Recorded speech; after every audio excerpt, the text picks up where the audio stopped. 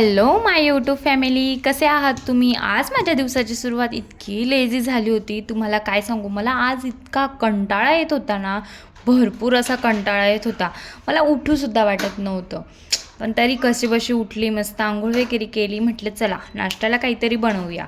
मग विचार केला की रात्री मी छान असं बेसन बनवलेलं होतं जेवणात, मग ते बेसन उरलेलं होतं. मग विचार आला, म्हटलं आपली आजी जेव्हा पण बेसन बनवायची त्याच्या दुसऱ्या दिवशी उरलेल्या बेसनाचे ती छान असं थालीपीठ बनवायची. ती ते थालीपीठ बनवण्यासाठी मस्त त्यामध्ये कांदा, कोथिंबीर, मिरच्या असं कापून वगैरे सगळं असं मिश्रण एकत्रित करायची. आणि मी पण या ठिकाणी तेच केलं. मी पण सगळं असं मिश्रण एकत्रित करून छान असं थालीपीठचं पीठ तयार करून घेतलं. आणि मी जेव्हा पण थालीपीठ बनवते ना, फर्स्ट टाईम मी बनवलेला माझा थालीपीठ नेहमी चुकतच असतो. का कुणास ठाऊक, काय माहिती. पण मी जेव्हा पण पहिल्यांदा जे थालीपीठ बनवते ना, तो माझा चुकूनच जातो. मग या ठिकाणी मी प्लास्टिकचा कागद घेतला होता ना, ते मला अजिबात जमलं नाही. इथेच माझा मूड पूर्ण ऑफ झाला. मग त्यानंतर मी ते सगळं तावा खरडून काढला आणि परत बनवायला घेतलं. आणि दुसऱ्यांदा मी परत एकदा ते बनवून बघितलं, पण ते मला कसंबसं थोडं तरी ते जमलं. आणि त्या ठिकाणी जरा मनाला बरं वाटलं. म्हटलं अगोदरच आपल्याला इतका आळस आलेला होता आणि त्यात ते थालीपीठही जमत नाही आहे, म्हणून भरपूर असा मला राग येत होता. त्यानंतर मी परत अजून एकदा बनवायला घेतलं आणि खरंच ते खूप छान जमलं मला. आणि मग त्यानंतर विचार केला, प्लास्टिकचा कागद हा ताव्याला परत परत चिपकतोय. त्यामुळे मग मी काय केलं, मस्त एक स्वच्छ असा कापड घेतला, त्याला छान पाण्याने छान असं धुवून घेतलं आणि तो घेतला आणि मग त्याच्यावर बनवायला घेतलं. आणि इथे ध्रुवची माझ्याजवळ खूप अशी लुडबुड चालू होती, कारण त्याला कळलं होतं की आई नाश्त्याला काहीतरी छान असं बनवते.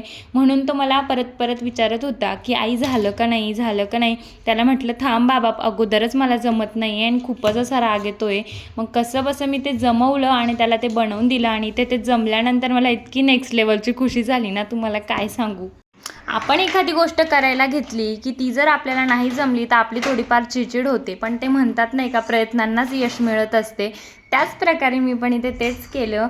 म्हटलं चला, एकदा चुकेल, दोनदा चुकेल, पण तिसऱ्यांदा तर आपलं बरोबर येईलच ना, नाही का. असं थोडी आपल्याला परत परत आपली आई किंवा आजी खाऊ घालायला येणार आहेत, नाही का. त्यांच्याकडे गेलं म्हणजे तर भेटतंच आपल्याला आयतं.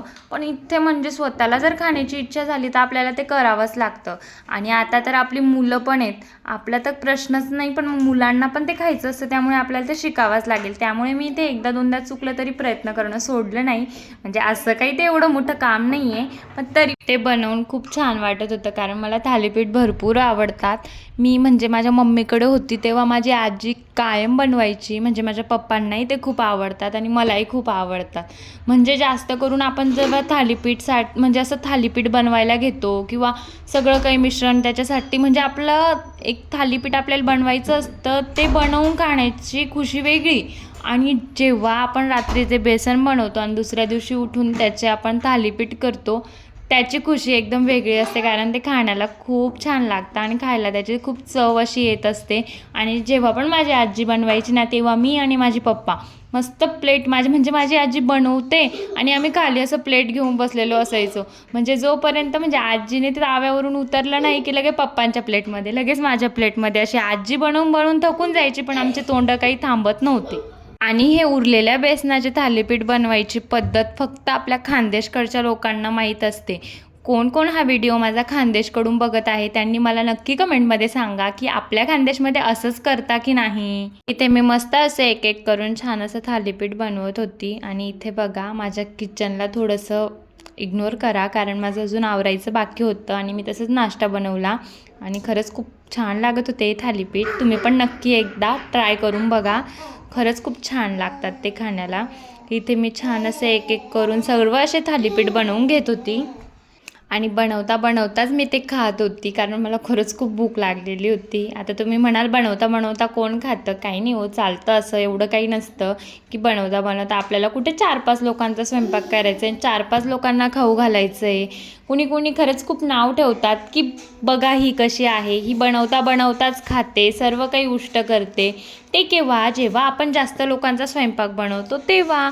आपण जर एकटं असलं तर बनवता बनवता खायला काय होतं, खाऊ शकतो आपण, नाही का. त्यानंतर घरामधली छोटी मोठी किचनमधली थोडीफार क्लिनिंग करून घेतली. इथे माझा मिक्सर खूप असा खराब झालेला होता. त्यानंतर मी मस्त असं मिक्सर पुसून घेतला आणि छान असं त्याला क्लीन करून घेतलं, कारण तो भरपूर असं खराब होऊन जातो. त्यानंतर म्हटलं चला निवांत बसूया. मस्त निवांत बसली, कारण आजकाल इतकी थंडी पडते तुम्हाला काय सांगू. आमच्या नाशिकमध्ये तर भरपूर अशी थंडी पडते, त्यामुळे सगळे हातपाय फुटायला लागले आहे. त्यामुळे मस्त या ठिकाणी छान असं बॉडी लोशन लावून घेतलं, कारण की इतकी थंडी पडू राहिली आमच्या नाशिकमध्ये. कारण सकाळीच उठून बघितलं की इतकं असं धुकं असतं गॅलरीमधून की समोरचं काहीच दिसत नाही. त्यानंतर माझे या ठिकाणी थोडेफार कपडे बाकी होते घड्या करायचे, मग त्या कपड्यांना छान असं घड्या केल्या. ते पण असं गळल्यासारख्याच केल्या, कारण मला खरंच कामाचा आज खूप कंटाळा येत होता. मस्त या ठिकाणी छान असं कपड्यांच्या घड्या करून घेतल्या. आणि इथे बघा माझी पिल्लू आणि माझा मुलगा कसे खेळत आहेत. त्या दोघांना तर सारखी मस्ती लागत असते. आज तो काही स्कूलमध्ये गेला नाही, कारण त्याचे पप्पा गावाला गेले होते काही कामानिमित्त. मला माझा ब्लॉग आवडला असेल तर नक्की चॅनलला लाईक आणि सबस्क्राईब करा. भेटूया नेक्स्ट ब्लॉगमध्ये. बाय.